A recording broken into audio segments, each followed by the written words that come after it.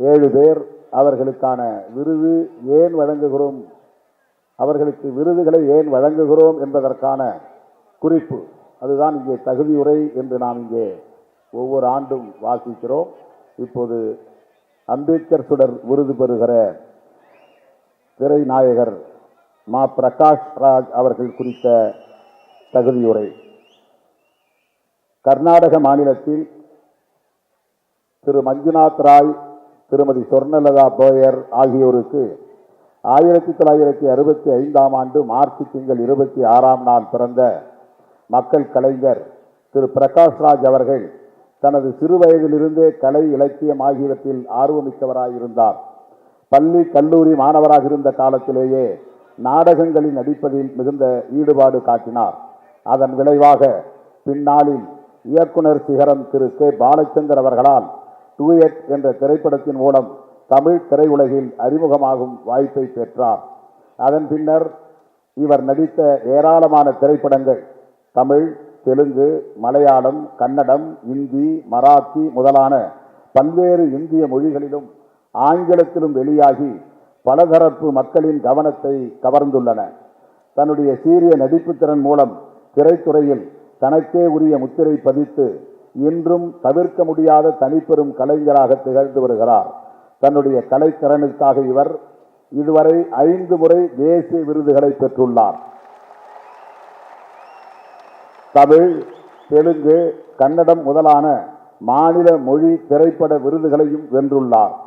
Gowri Lankesh, Girish Karnad, PV Karanth உள்ளிட்ட பல்வேறு கன்னட இலக்கிய பேராளுமைகளுக்கு மிகவும் நெருக்கமானவராக விளங்கினார். அவர்களைப் போலவே கலை இலக்கிய பங்களிப்புகளை தாண்டி எளிய மக்களின் நலன்கள் குறித்த சமூக பொறுப்புணர்வு கொண்டவராக தொடர்ந்து துணிந்து செயல்பட்டு வருகிறார்.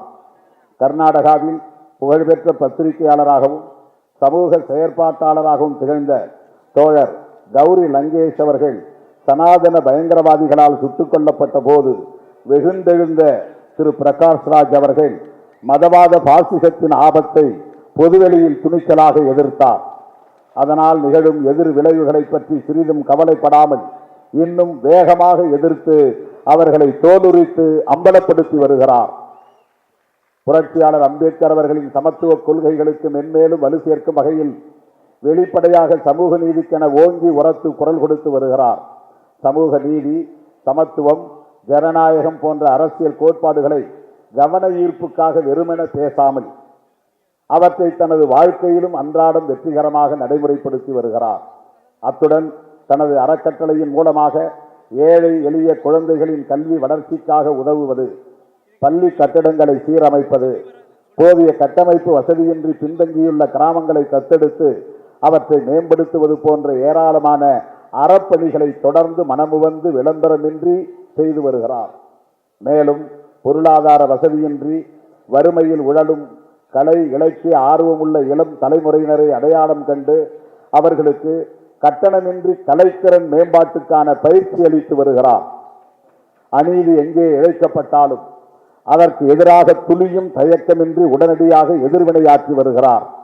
குறிப்பாக மதவாத சமூக பிரிவினை சக்திகளை எதிர்ப்பதில் சமரசமின்றி செயலாற்றி வருகிறார். அதனால் இவருக்கு திரைத்துறையில் நெருக்கடிகள் ஏராளம். எனினும் அதற்கு அஞ்சி பின்வாங்காமல் விளிம்பு நிலை மக்களுக்கான விடுதலை அரசியலை தொடர்ந்து பேசி வருகிறார். திரையுலகில் அரசியல் பேச அஞ்சுவோருக்கு இடையில் தன்னுடைய நிலைப்பாட்டில் உறுதியாக நின்று புரட்சியாளர் அம்பேத்கரின் கொள்கை வழியில் சனாதனத்தை வேறெடுக்கவும் ஜனநாயகத்தை வென்றெடுக்கவும் தொடர்ந்து பாடாற்றி வரும் மகத்தான திரை ஆளுமை திரு பிரகாஷ் ராஜ் அவர்களுக்கு விடுதலை சிறுத்தைகள் கட்சியின் சார்பில் 2024ஆம் ஆண்டுக்கான அம்பேத்கர் சுடரினை வழங்கி பாராட்டுவதில் பெருமை அடைகிறோம். மார்க்ஸ் மாமணி தோழர் இரா முத்தரசன்.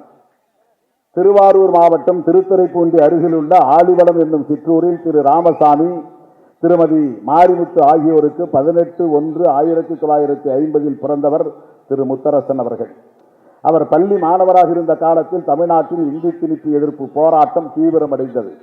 அப்போராட்டம் கல்லூரி மாணவர்களை மட்டுமின்றி பள்ளி மாணவர்களையும் வெகுவாக ஈர்த்தது. அப்போது 8ஆம் வகுப்பு மாணவராக இருந்த திரு முத்தரசன் அவர்களும் இந்தி எழுத்துக்களை தார்பூசி அழிக்கும் போராட்டத்தில் சக மாணவர்களோடு ஈடுபட்டார். அதனால் அவரது பள்ளி படிப்பு தடைப்பட்டது. அவரது அரசியல் ஆர்வத்தை கண்டு அப்போது இந்திய கம்யூனிஸ்ட் கட்சியின் கிளை செயலாளராக இருந்த திரு கோவிந்தராஜ் என்பவர் அவரை அவ்வப்போது ஊக்கப்படுத்தி பொது உடைமை அரசியலில் ஆர்வத்தை உண்டாக்கினார். அதன் விளைவாக இடதுசாரி இயக்க தோழர்களோடு இணைந்து அரசியல் பணிகளில் ஈடுபட்டார். அதன் பின்னர் தனது 20வது வயதில் இந்திய கம்யூனிஸ்ட் கட்சியின் திருத்துறைப்பூண்டி நகரக்குழு செயலாளராக பொறுப்பேற்றார். பின்னர் விவசாய தொழிலாளர் சங்கத்தின் தஞ்சை மாவட்ட செயலாளராக தேர்வு செய்யப்பட்டார். அவரது சீரிய பணிகள், அர்ப்பணிப்பு ஆகியவற்றால் 1997இல் விவசாய தொழிலாளர் சங்கத்தின் மாநில செயலாளராக உயர்ந்தார். அப்பொறுப்பில் 17 ஆண்டு காலம் தொடர்ந்து பணியாற்றினார்.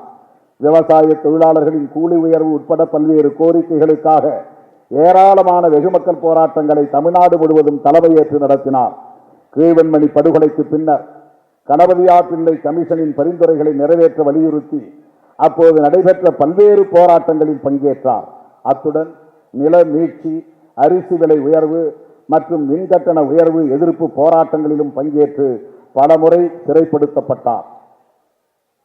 2015ஆம் ஆண்டு கோயம்புத்தூரில் நடைபெற்ற இந்திய கம்யூனிஸ்ட் கட்சியின் மாநில மாநாட்டில் முதல் முறையாக தமிழ்நாடு மாநில செயலாளராக தேர்ந்தெடுக்கப்பட்ட இரா முத்தரசன் அவர்கள் கடந்த 2022இல் 3வது முறையாகவும் அப்பொறுப்புக்கு தேர்ந்தெடுக்கப்பட்டு சிறப்புற செயல்பட்டு வருகிறார்.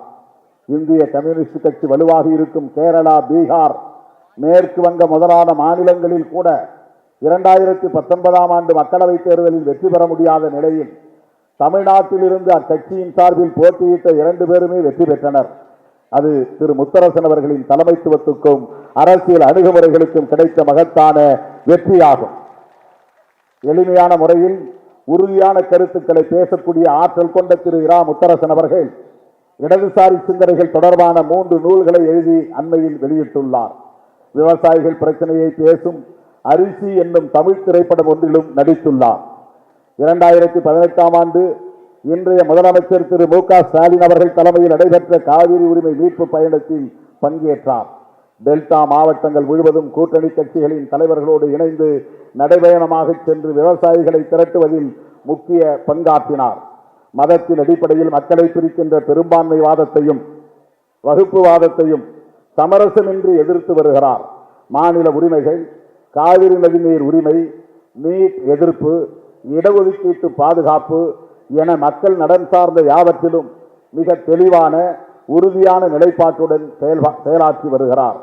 எத்தனை நெருக்கடிகள், இடர்பாடுகள் வந்தாலும் தான் ஏற்றுக்கொண்ட இடதுசாரி கொள்கைகளில் உறுதியாக நின்று பாட்டாளி வர்க்கத்தின் நலன்களுக்காக, அவர்தம் விடுதலைக்காக மாமேதை காரல் மார்க்ஸ் கொள்கை வழியில் இடையறாது கடமாடி வரும் தோழர் இரா முத்தரசன் அவர்களுக்கு விடுதலை சிறுத்தைகள் கட்சியின் சார்பில் 2024ஆம் ஆண்டிற்கான மார்க்ஸ் மாமணி விருதினை வழங்கி பாராட்டுவதில் பெருமை அடைகிறோம். அடுத்து பெரியார் ஒளி. விருது பெறும் சான்றோர் வழக்குரைஞர் அருள்மொழி. பெரியாரிய சிந்தனையாளர் புலவர் திரு அண்ணாமலை, திருமதி சரசம்மையார் ஆகியோரின் அருமை மகள் தோழர் அருள்மொழி அவர்கள் 4/9/1964 அன்று சேலத்தில் பிறந்தார்.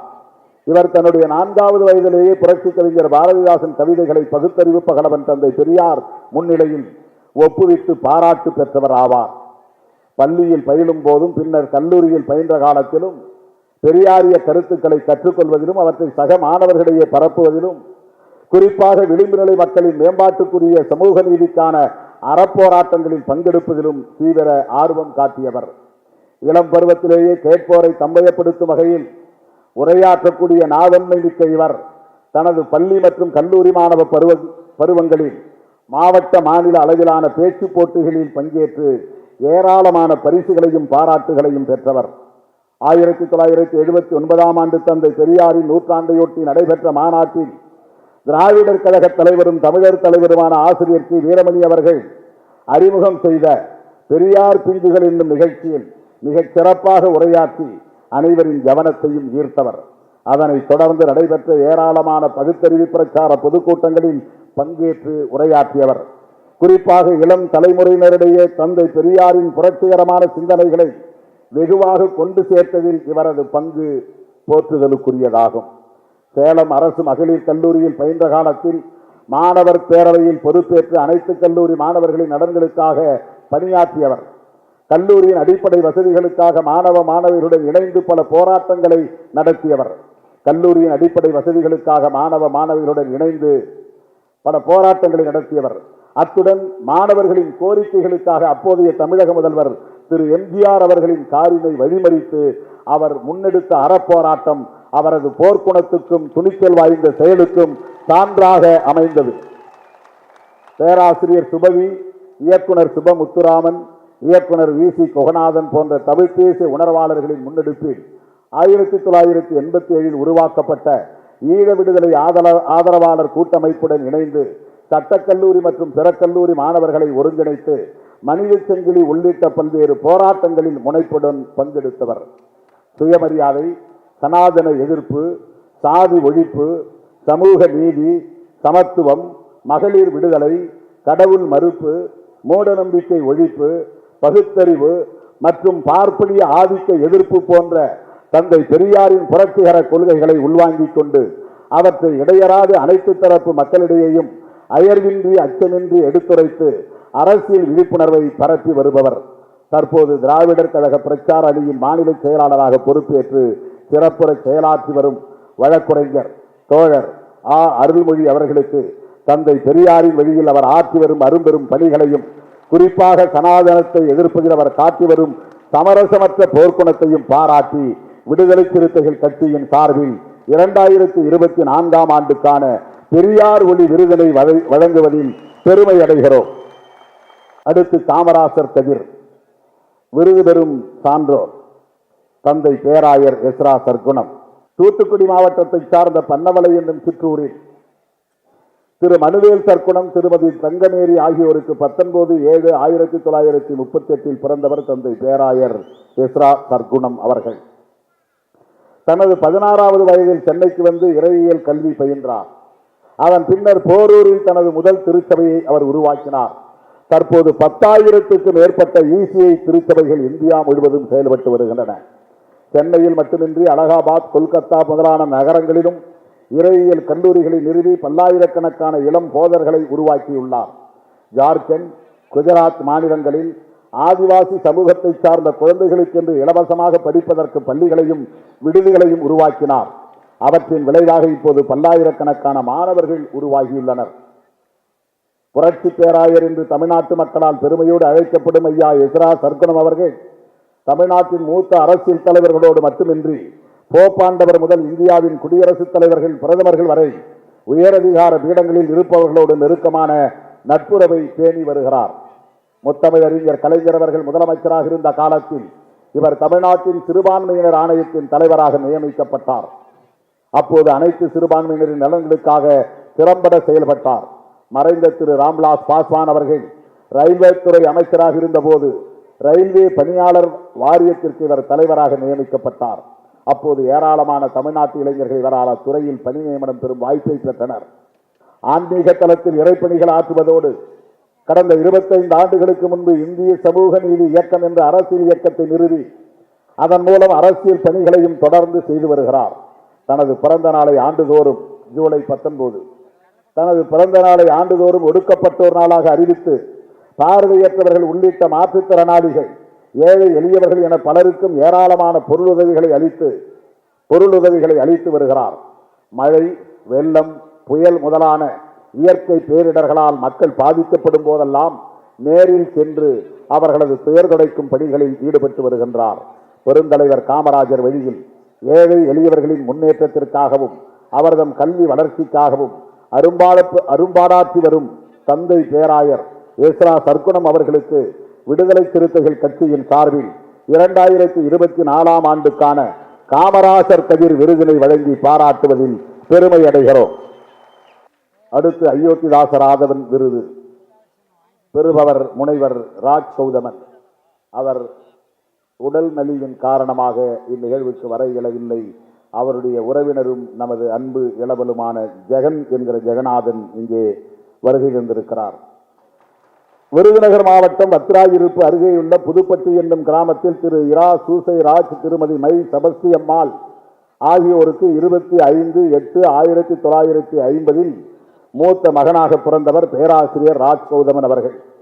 தமிழ் புதினத்தின் முன்னோடிகளில் ஒருவரான மாதவையா படைப்புகள் குறித்து உலகத்தமிழ் ஆராய்ச்சி நிறுவனத்தில் ஆய்வு செய்து முனைவர் பட்டம் பெற்ற திரு ராஜ் கௌதமன் அவர்கள் திருநெல்வேலியில் உள்ள புனித சேவியர் கல்லூரியில் விரிவுரையாளராக பணியில் சேர்ந்தார்.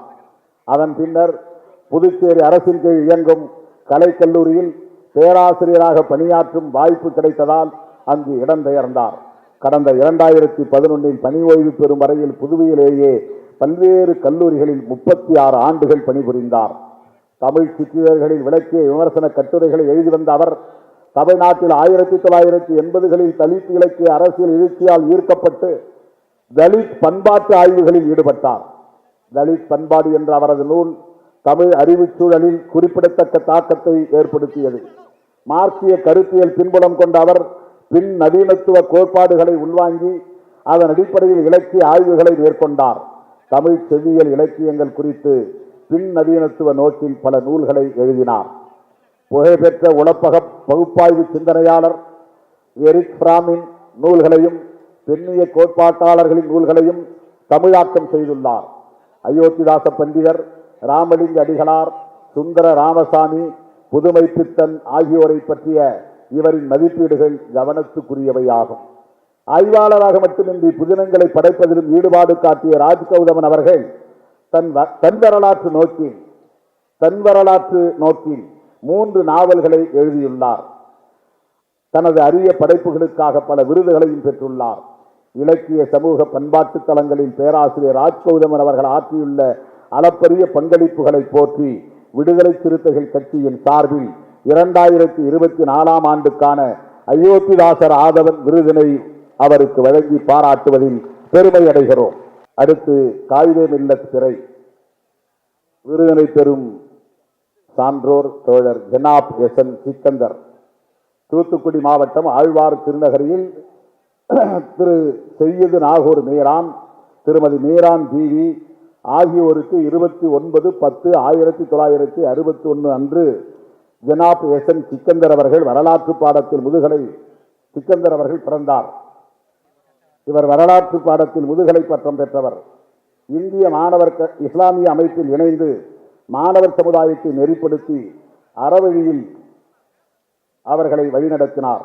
அந்த அமைப்பின் தமிழ்நாட்டு தலைவராக இருந்த காலத்தில் கல்வி வளாகங்களில் பெருகும் வன்முறை, போதைப் பொருள் பயன்பாடு முதலானவற்றுக்கு எதிராக பரப்புரை மேற்கொண்டார். 2004 ஆண்டு தமிழ்நாட்டை தாக்கிய சுனாமி என்னும் ஆழி பேரலையால் பாதிக்கப்பட்ட மக்களின் பெயர் துடைப்பு பணிகளில் முழு மூச்சாக ஈடுபட்டார். நாகூர், கோட்டக்குப்பம் பகுதிகளில் நிரந்தர குடியிருப்புகளை ஏற்படுத்துவதிலும் பாதிக்கப்பட்ட மக்களது வாழ்வாதார தேவைகளுக்கு வழியமைத்துக் கொடுப்பதிலும் இவரது பங்களிப்பு குறிப்பிடத்தக்கதாகும். ஒரே நாடு, ஒரே மொழி, ஒரே பண்பாடு என்ற பெரும்பான்மைவாத கருத்துக்கு எதிராக மானுட வசந்தம் என்னும் தொலைக்காட்சி தொடரை இயக்கி பன்மைத்துவம் பாதுகாக்கப்பட வேண்டும் என்ற சிந்தனையை பரந்துபட்ட அளவில் மக்களிடையே கொண்டு சென்றார். 2011 வெல்ஃபேர் பார்ட்டி என்கிற கட்சியை துவங்குவதற்கு அடித்தளம் அமைத்து அதன் அகில இந்திய பொருளாளராக செயல்பட்டார். அகில இந்திய செயற்குழு பொதுக்குழு உறுப்பினராக தொடர்ந்து செயல்பட்டு வருகிறார். 2011 முதல் 2021 வரை வெல்ஃபேர் பார்ட்டி என்னும் கட்சியின் தமிழ்நாடு மாநில தலைவராக திறம்பட பணியாற்றினார். திருவாரூர் பகுதியில் ஹைட்ரோ கார்பன் எடுப்பதற்கு எதிரான போராட்டங்கள் வெடித்தெழுந்த சூழலில் அந்த பகுதிக்கு நேரடியாக சென்று மக்களின் போராட்டங்களுக்கு உறுதுணையாக நின்றார். அத்துடன் விவசாயிகள் தங்கள் உரிமைகளுக்காக போராடிய பொழுது விவசாய சங்க தலைவர்களோடு இணைந்து நின்றார். சென்னை பெருவெள்ளத்தின் போது மக்கள் துயர் துடைக்கும் பணிகளில் சிறப்பான முறையில் ஈடுபட்டு அனைவரின் நன்மதிப்பையும் பெற்றார். லட்சக்கணக்கான ரூபாய் மதிப்புள்ள நிவாரணப் பொருட்களையும் மருந்து பொருட்களையும் வெள்ளத்தால் பாதிக்கப்பட்ட மக்களுக்கு வழங்கினார் என்பது குறிப்பிடத்தக்கதாகும். ஒன்றிய பாஜக அரசு இயற்றிய குடியுரிமை திருத்த சட்டத்திற்கு எதிராக நடைபெற்ற மக்கள் திற போராட்டங்களில் தமிழ்நாடு முழுவதும் பங்கேற்றார். தொலைக்காட்சி விவாதங்கள் மற்றும் சமூக ஊடகங்களின் வழியாக விளிம்பு நிலை மக்களுக்கு ஆதரவாக தொடர்ந்து பேசி வருகிறார். இஸ்லாம் டுடே என்னும் யூடியூப் சேனலையும் தற்போது நடத்தி வருகிறார். ஜமாத் இஸ்லாமி ஹிந்த் என்னும் அமைப்பின் தமிழ்நாடு செயலாளராகவும் சமரசம் மாதம் இருமுறை இதழின் ஆசிரியர் குழு உறுப்பினராகவும் கண்ணியத்தமிழர் காகிதமில்ல வழியில் செயல்பட்டு வரும் திரு எஸ்.என். சிக்கந்தர் அவர்களுக்கு மத நல்லிணக்கத்திற்காக அவர் ஆற்றி வரும் பங்களிப்பை போற்றி விடுதலை சிறுத்தைகள் கட்சியின் சார்பில் 2024 ஆண்டுக்கான காகிதமில்ல திரை விருதினை வழங்கி பாராட்டுவதில் பெருமை அடைகிறோம். நிறைவாக 7வது விருது செம்மொழி ஞாயிறு விருதினை பெறுபவர் தொல்லியல் அறிஞர் ஏ. சுப்பராயலு. உலக புகழ்பெற்ற தொல்லியல் அறிஞர் திரு ஏ. சுப்பராயலு அவர்கள் திண்டுக்கல் மாவட்டம் பழனி வட்டம் சின்னக்கலையம்புத்தூர் என்னும் சிற்றூரில் 5/12/1940 திரு எல்லவநாயக்கர் திருமதி சாயம்மாள் ஆகியோருக்கு பிறந்தார். இவர் மதுரை தியாகராயர் கல்லூரியில் பிஎஸ்சி பௌதிகம் பயின்ற போது பெரியார் அண்ணா நூல்களை படித்தும் திராவிட இயக்க தலைவர்களின் பேச்சுகளை கேட்டும் வளர்ந்தார். பேராசிரியர்கள் ஆட்சி பரந்தாமனார், இலக்குவனார், ஔவை துரைசாமி பிள்ளை, மா. ராஜமாணிக்கனார் முதலானோர் சிந்தனைகளின் தாக்கத்தால் சங்க இலக்கியத்தில் ஈடுபாடு கொண்ட இவர் பேராசிரியர் டி. மகாலிங்கம் அவர்களின் வழிகாட்டுதலில் தொல்லியல் படிப்பில் சேர்ந்தார். முதுகலை தொல்லியல் படிப்புக்கு பின்னர் எம்லிட் பட்டத்திற்காக சோழ நாட்டின் அரசியல் நிலவியல் political geography of the Chola country என்ற தலைப்பில் ஆய்வினை மேற்கொண்டார். கல்வெட்டுகளில் இருந்த நாட்டு பிரிவுகளையும் அவற்றின் கீழ் ஊர் பெயர்களையும் தொகுத்து இவர் தயாரித்த அந்த ஆய்வேட்டின் மூலம் உலக புகழ்பெற்ற வரலாற்று அறிஞர்கள் பர்டன் ஸ்டெயின், நோபொரு கரிஷ்னா ஆகியோரின் நட்பை பெற்று அவர்களோடு இணைந்து ஆய்வுகளை மேற்கொள்ளக்கூடிய வாய்ப்பை பெற்றார். தொல்லியலில் ஆழ்ந்த புலமை கொண்ட திரு சுப்பராயலு அவர்கள் வல்லம், கொடுமணல், பெரியப்பட்டினம் ஆகிய தொல்லியல் அகழாய்வுகளை அத்துறையினரோடு இணைந்து மேற்கொண்டார். 1991 முதல் 1998 வரை ஜப்பானிய ஆய்வுக்குழுவின் உறுப்பினராக இருந்தவாறு தென்கிழக்கு ஆசிய நாடுகள், குறிப்பாக இலங்கையில் தென்னிந்தியாவின் வெளியுலக பண்பாட்டு தொடர்புகள் குறித்து கள ஆய்வுகளை மேற்கொண்டார். இந்திய வரலாற்று பேரவை நடத்திய மாநாடுகளுக்கு 4 முறை தலைவராக இருந்துள்ளார். உலக புகழ்பெற்ற கல்வெட்டியல் அறிஞர் நோபுரு கரஷ்மா மற்றும் தோரு நத்சுயி ஆகியோருடன் இணைந்து சோழர்கால கல்வெட்டுகளில் உள்ள பெயர்களின் அகராதியை தயாரித்து வெளியிட்டுள்ளார். வல்லம் அகழாய்வு அறிக்கை, திருச்சிராப்பள்ளி மாவட்ட ஓலை ஆவணங்கள் ஆகிய இவரது ஆய்வு நூல்கள் தமிழ் பல்கலைக்கழகத்தால் வெளியிடப்பட்டுள்ளன. தமிழ் கல்வெட்டு சொல்லகராதி மற்றும் விஜயநகர அரசரின் தமிழ் கல்வெட்டுகளை தொகுத்து வெளியிட்டுள்ளார். மேலும் இந்திய தொல்லியல் துறையால் வெளியிடப்படும் தென்னிந்திய கல்வெட்டுகள் தொகுதி 34க்கு ஆசிரியராக இருந்து பதிப்பித்து வெளியிட்டுள்ளார். கடந்த 50 ஆண்டுகளுக்கு மேலாக வரலாறு, கல்வெட்டியல், தொல்லியல் ஆகிய துறைகளில் இவர் செய்திருக்கும் பங்களிப்புகள் தமிழக வரலாற்று அறிஞர்களில் கே.ஏ. நீலகண்ட சாஸ்திரியைப் போல முக்கியமானவர் என்ற அங்கீகாரத்தை இவருக்கு பெற்று தந்துள்ளன. ஆங்கிலத்திலும் தமிழிலும் ஏராளமான கட்டுரை நூல்களையும் எழுதியுள்ள தொல்லியல் அறிஞர் திரு ஏ. சுப்பராயலு அவர்களுக்கு தமிழ், தமிழர், தமிழ்நாடு ஆகியவற்றுக்கென அவர் ஆற்றியுள்ள பங்களிப்புகளை போற்றி விடுதலை சிறுத்தைகள் கட்சியின் சார்பில் 2024 ஆண்டுக்கான செம்மொழி ஞாயிறு விருதினை வழங்கி பாராட்டுவதில் பெருமை அடைகிறோம்.